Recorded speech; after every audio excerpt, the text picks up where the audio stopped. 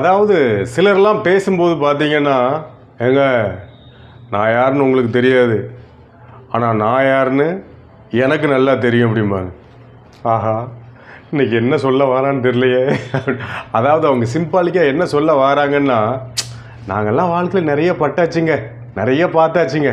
நாங்க தன்னை உணர்ந்தவங்க" அப்படின்னு சொல்றது தான் சிம்பாலிக்கா அப்படி சொல்றாங்க. தன்னை உணர்ந்த மனிதன் எப்படி இருப்பாங்க? ஒரு எக்ஸாம்பிளுக்கு யாராவது நம்மள பார்த்து, "நீங்க ஒரு அறிவாளி" அப்படின்னு சொன்னா போதும். ஆமாங்க, ஆமாங்க. மனுஷன் கரெக்ட்டா கண்டுபிடிச்சிருக்காருய்யா அறிவாளின்னு. அப்படின்னு சொல்லி சந்தோஷப்படுவாங்க. அதே இது நீங்க ஒரு முட்டாள்ன்னு சொல்லி பாருங்க. யார பார்த்து முட்டாளுங்க அப்படின்னு சொல்லி உடனே கோவப்படுவாங்க. ஆனா தன்னை உணர்ந்த மனிதன்ட்ட போய் நீங்க அறிவாளின்னு சொன்னாலும் சரி, முட்டாள்ன்னு சொன்னாலும் சரி, நல்லவன் சொன்னாலும் சரி, வல்லவர்ன்னு சொன்னாலும் சரி. அப்படியா? சரிங்க, ஓகேங்கன்ட்டு போய்கிட்டே இருப்பாங்க.